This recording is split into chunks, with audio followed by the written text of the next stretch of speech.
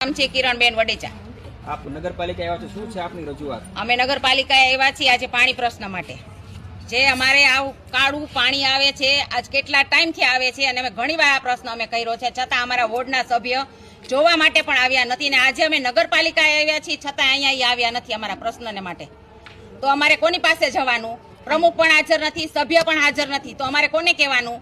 અને આટલા ટાઈમથી ચૂંટાણા છે છતાંય અમારા વિસ્તારમાં એકવાર જોવા પણ આવ્યા નથી। અને ખાઈના કાંઠે અમે એટલી રીતે રહી છીએ કે વાસ આવે છે, ખાઈમાં પાણી ખરાબ આવે છે, નથી કામવાળા કાંઈ વારવાવાળા આવતા નથી, ખાઈ સાફ કરવા આવતા, અને મચ્છરનો એટલો ઉપદ્રવ છે કે અમારે સાંજ પડે મચ્છર એટલા આવે છે, છતાંય કોઈ સાફ સફાઈમાં કે સેમાઈ માનતા નથી। તો અમારે કોની પાસે આ પ્રશ્નની રજૂઆત કરવાની?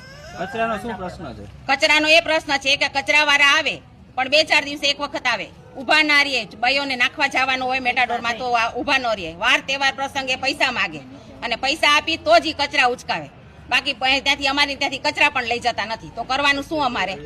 આગામી આ સમયમાં પ્રશ્નનું નિરાકરણ નહીં આવે તો તમારા દ્વારા કોઈ અન્ય હા, અમારે જવાનું છે, આંદોલન કરવાનું છે। આંદોલન કર્યા વગર તો ગોંડલમાં હાલે એમ જ નથી।